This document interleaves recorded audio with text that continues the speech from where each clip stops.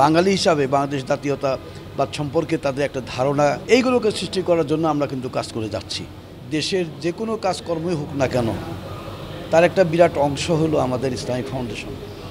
Islamic ফাউন্ডেশনের আমাদের যে কার্যক্রম অতীতে যেভাবে চলেছে সেটার ধারাবাহিকতায় প্রতি বছরই আমরা চিন্তা করি কিছু আপগ্রেড করার জন্য, এবং সেখানে দেখা যায় যে অনেক সময় এক এক বছর এক এক দিকে আমাদের কাজ করার জন্য একটা চিন্তার চেতনা আসে।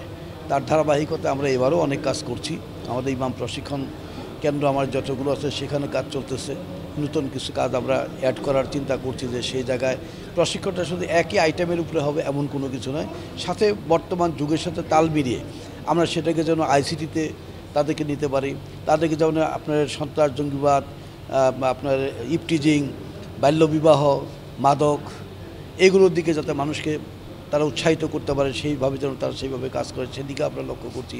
এবং শুধু এইগুলো বিষয় নয়, এছাড়াও আমাদের ইসলামিক দৃষ্টিকোণ থেকে যে লাইনে কাজ করলে আমাদের ছেলেমেয়েরা তারা ন্যায়পরায়ণতা হবে, তাদের চিন্তা চেতনা হবে এমন যে নিত্য নৈমিত্তিক যে কাজগুলো করতে যায়, মানুষের সাথে আচার ব্যবহার, চাল চলন, নৈতিকতা বোধ, এর সাথে জাতীয়তা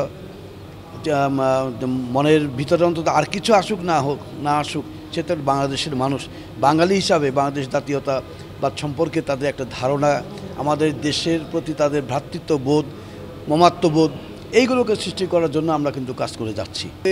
আমি মনে করি যে এটা আমাদের জন্য মঙ্গল। আপনারা যে কথাটা বলেন তার মানে কি আমাদেরকে আপনারা সুন্দরভাবে কাজ করার জন্য একটা প্রশ্ন আসতে পারে যে কোনো জায়গায় ভুল হয় কি না, এটা যদি না হয় সংশোধন করার জন্য আপনারা কিন্তু আমাদেরকে এই কাজগুলো করেন। এই জন্য আপনাদেরকে ধন্যবাদ।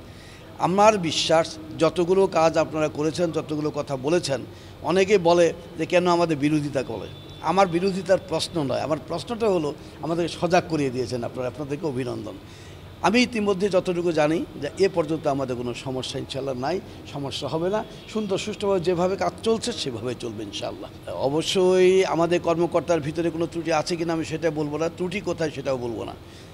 যে ত্রুটিগুলো আছে সেই ত্রুটিগুলোকে আমরা পরবর্তীতে সমাধান করার জন্য চেষ্টা করি। তবে আমাদের ধর্ম মন্ত্রণালয়ের পক্ষ থেকে কোনো ত্রুটি কোথাও নাই ইনশাল্লাহ, যে কারণে সুন্দরভাবে হচ্ছে এ পর্যন্ত।